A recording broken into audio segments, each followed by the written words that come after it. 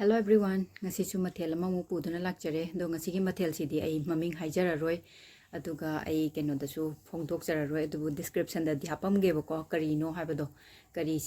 karamba makhal gi sa no aina ngori base habase adu mayam na guest toraga comment da phongdok piramo karamba sa man ge habado mayam na comment doina habiramo bako aduga chumi natraga chumde habdai chu haijara ke ba aduga sigi ngobase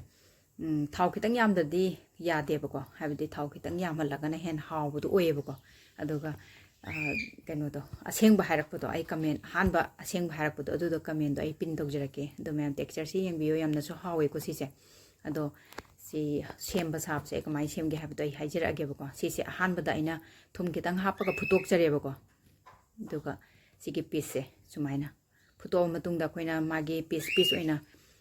any shape and size da dum kakpi ba yai ko saina dum le laga aina kitang chaurap oina le lage tawune matum du ngakta ngaubadi khoigi keno tawrani na ko doi sakpuda ina kitang crisp oina bana sumaina kitang kakpi re do khutna dum setalaga ngor su dum yai ko khutna setalaga ngobira su dum yai adubu aina sumaina sigi chang sida kakjare ko sisina lauraga pairaga chabado dune hena nungairani haidana ina sumaina sigi chang sida kakjare aduga mayamna sembiba matamda mayamna isana pambiba changdo aduda dum sembiro aduda ai semba sabje haujarage ko thau se hangam thau kitang laujare do kitang adum khara hena ngobiro ba kaigino habidi si se am khara kuina changna ngaurakadoi na crisp oina ko adudana thau se sarakanda tilau tespata sikhaktang han hapaga ngobidoine aduga atei maru marang singsina kon hapjarake bako aduga sigi ngasagi sa semba se sise hapsan birani phajana ngobirani adu karama makhalgi meat no habado isana comment da phongdok piramu singa suba chanam asuba hapsan bireko si thong ubda hapte ko jira suba dagi khoge dhania suba do khoge pharigom asuba morok asuba dagi khoge machu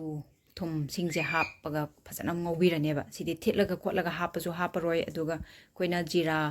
ga phadigom asubudo koina ngauba kan hapte bako habidi saje hapa matungda mitcha hapa matungda kona nga haptoine ba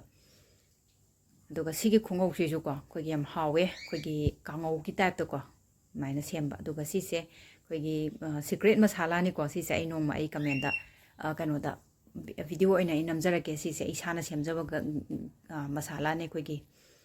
du mayam sise sumaina sigi texture sila ane bako kitang musalak pane bako sung ngaura kanda makum khumjalaga ada aina morok se kitang si se chili flakes ne bako kitang magi texture adagi magi kano se mayek seng na phajana bagi dam kitang hapjare duga vinegar kitang hapaga store tongna bagi ni ko sina ado happy dar su yae ado khudak ta jana boraga di vinegar haptra su yae duga store toraga thamge haraga sudum yae bako aduna vinegar hosiki do chamas amani gumba hapaga dum thambiyo do kamain tawge mathel se habado haipiramo